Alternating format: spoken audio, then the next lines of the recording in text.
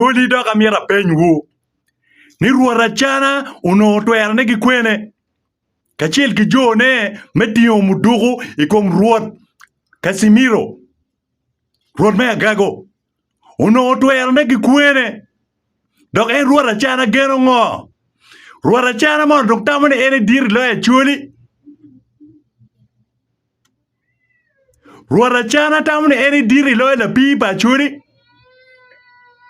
Manyure kombeda Acana tiga tiki ofise. Malwago yere iye. Me vor kaga, unyo me vor wan machala Acholi, machalo kaga kimudugo. Kong ka penyo mon, Rwot Acana uno mudugo kikwene. En chiek ngo, ma ye, ni Rwot Acana miero bet kimudugo. Chiek pa Acholi, no chiek me Acholi, ye bot muony, kachiel ki police. Kidok ye registered gun.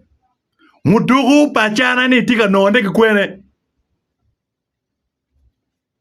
Mudugu pa la chelunga, ping maru chelunga. Mudugu pa la chelunga, ping maru chelunga. Mudugu pa Rwot Acana chelunga, ping maru chelunga. Mudugu pa Rwot Acana chelunga, ping maru chelunga. Mudugu pa Rwot Acana chelunga, ping maru chelunga. Acana yin pe diri lo Rwot Acholi. Acana umiringe ni uchake tin ka Acholi ulamo dogi ping gulamo la pi. Acana yin pe bibedo makwo. Rwot Acana yin pe bibedo makwo. Dok eni step ma lego ni Rwot Acholi unyo Rwodi dujo me Acholi kutim. Wekwa nyut ki Acana ni Acana pe dit lo Acholi. Dok NRM pe dit lo Acholi.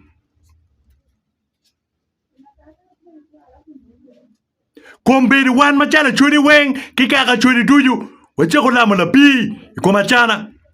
Wachako lamo la ikom Acana. Ene la ma wana timu kero ki Acana. Uno me ber la wiwani. Ene la ma kombedi umir wan waker ikom Acana. Ene la ma umir wan wa oru ikom Rwot Acana.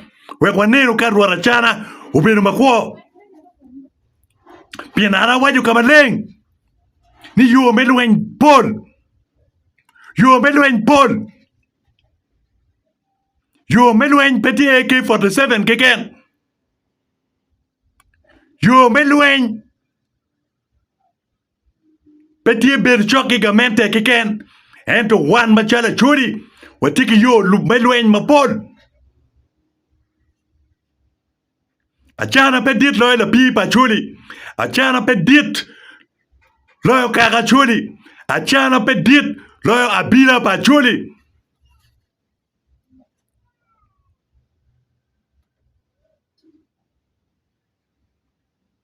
Anga mapengeo. Ngo machana tamani geno. Dana di magu geno. Gin machano geno ni. Chiku ho kere kwere. Wane tuok lobo mapat weng. Wane Acholi me lobo weng mapapat. Wabitiu kikero wa weng. Me oro luak ikom Acholi. Wabitiu kikero weng. Mene ni Rwot Acana o ki office. Machalo la wirudi pa Acholi. Acana kombeda Acana pe kilai kome. La pa wana Acholi wakwanyo kibora Acana. En Acana uko luen madong ti bini kome. En tamoni dong en ichako bor lu wirudi. Matie dong lu wang wan. Machalo kaka Acholi. Uchako bor gike AK-47. For kwagi. Palotian Acholi maloko matego. Kitamane ki vogi with the barrel of a gun. Unyo kidok mudugo. Mudugo peo bitwer tiko wana Acholi. Dok mudugo pedit loyo wana Acholi. Mudugo ke yobo no don kudi pa Acholi tie. Una Acholi don tie lobo. Mudugo dana ye tiu kere. Ento pe mudugo tiu kere. Wabi neno iwangi nywati kachana dit loyo Acholi. Wabi neno kachana kijo nene gidit loyo Acholi. Wabi neno kachana kiruori nega mati tere ni. Gitamo ni gen gidit giloyo kaka Acholi. Watamo ni Rweny macheli kom Rwot Acana ene ye medlago do kabila kom Acana. Ka lweny kabila ung'ayo wan kom Acana chiwo binero yo melweny mokere wan machalo kaka Acholi. Pien peti dano duyo ilo Acholi kitwero lok. Ento wan mokere mado bao miya wat kero bet lok. Wabi loko na boduor gimo. An machalo Acholi atiki twero me lok pe kaka na. Dongat mo pe batwero jo kaye. An machalo Acholi atiki twero me loko pe lobo na Uganda. Pien Uganda dit lo Museveni. Uganda dit lo NRM. En mantin lo Achelu. Wajo kamaleng dok nyur kamaleng. Niru Acholi dit lo Acana. Acholi dit lo Acana. Acana la tien ma Acholi nywala. Acana en pe nywala Acholi. Ento Acholi yo nywala Acana. Acana pe nywala Acholi. Ento Acholi yo nywala Acholi. Wena yo nywala Acana. So gid ma wana Acholi. Nywala petwero loyo wan. Gin ba wana Acholi nywala petwero loyo wan. So wabi keme ke Acana wangi. Wabi keme ke Acana wangi. En wabi oro dani level weng. Wabi oro dani kero weng. Wabi neno. Ka Acana ka chel ke AK-47 ne. Matika voro. Kilo wirudi ma wan. Ke wiro ke mo. Ilobo Acholi.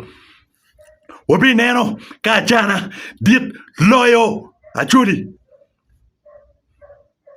Dok wabi tiyo ki tools tuju ma wati kede meneno ne Acana o ki office charo ki office pa le wirudi be Acholi. Kamiete ni watiyo ki kalam chi wabi tiyo ki kalam. Kamiete ni wati kabila chi wabi tiyo ki kabila. Wabi tiyo ki yo tuju meneno ni Rwot Acana o ki office Bala wirudi me Acana. Aloko man pilobana kilobona. Aloko man pekakana kilobona. Apoyo. Rodo ba gwoku.